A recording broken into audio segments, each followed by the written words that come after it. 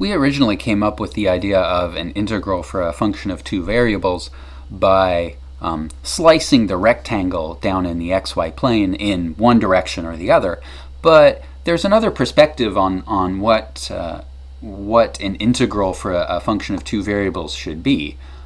Rather than slicing the region down in the xy plane in one direction or the other, we could instead picture this volume between the graph and the xy plane as being made up of sort of a bunch of kind of vertical slivers of volume, and we could approximate the volume under the graph by just writing down the volume of all of these boxes and then just adding them all together, right? So if we have this rectangle down in the xy plane, right, at every x coordinate and y coordinate, there's a little patch of area down in the xy plane. I guess since that's an infinitely small patch of area, we should call that, actually, sorry, let's say it this way. This patch of area, it extends some small distance in the y direction, we could call that delta y, and some small distance in the x direction, we could call that delta x. And then the volume of the box at xy, we could write that as, well, it's the height of the box times the width times the length. The height of the box, that's just given by the function, right? It's the function that tells us how high this box is, so that's going to be f of xy. And then the width of the box, well, that's this horizontal distance here. That's what we call delta x. And the depth of the box, that's this distance here, that's delta y. Right? So that's one of the boxes. To get the total volume of the boxes, we would just need to add all the boxes together. So the trick to expressing that idea is figuring out how are you going to write down where all the boxes are. But this is exactly the same problem that we ran into when we came up with integrals of a single variable. Right? The idea is, right, in the xy plane, if we split the xy plane into a bunch of little rectangles like this, right, each one is going to have the same width and the same height, but the position is now, right, we have all of these sort of well-separated positions for the corner of each one of these things. And the corner, well, each one will have a different x-coordinate and a different y-coordinate, so the corners we could call x sub I and y sub j. We have to use different variables for x and y because we have various x-coordinates for each value of y, right? So we have to have different variables for these. So a single box is just going to be f evaluated at the corner for whatever square you're on, or whatever rectangle you're on. So that's x sub I, y sub j.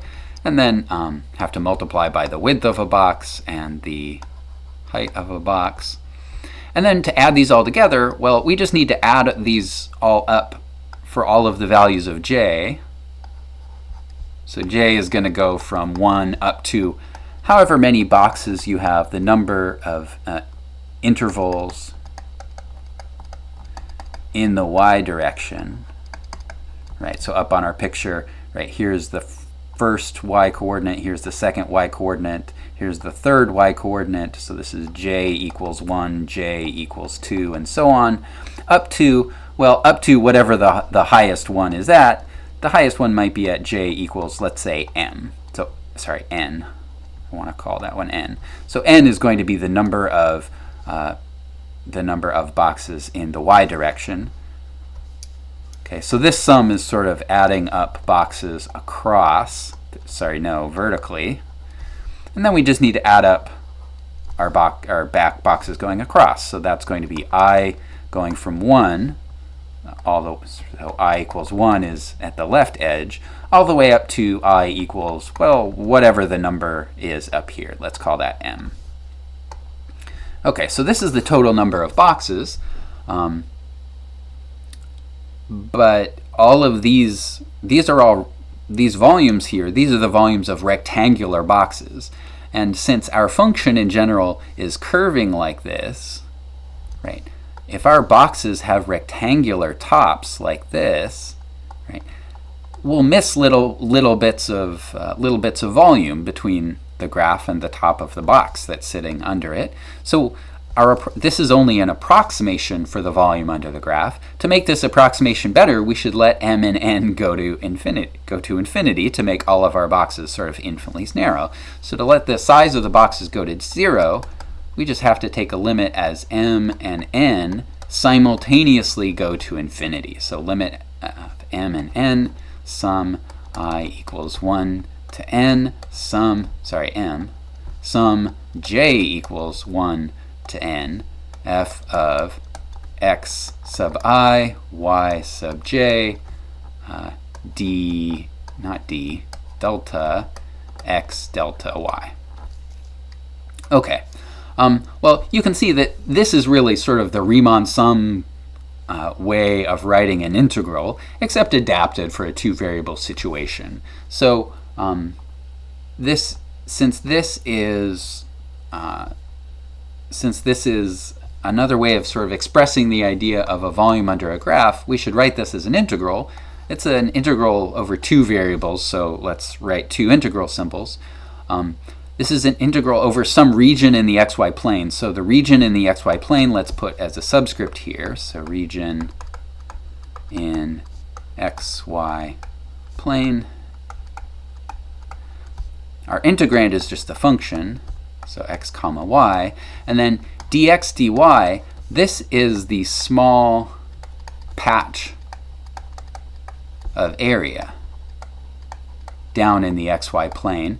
As m and n go to infinity, the area of this small patch goes to 0, so it's kind of getting infinitely small. So we would express that as an infinitely small patch of area. That would be dA.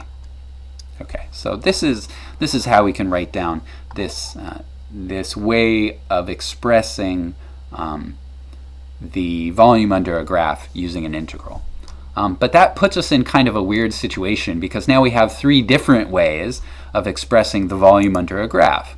We have this kind of holistic, simultaneous version of a double integral that is, when you write it out in terms of Riemann sums, is a limit as m and n go to infinity simultaneously.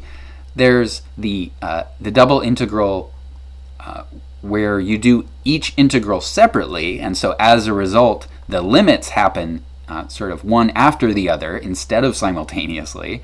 And then, but this is the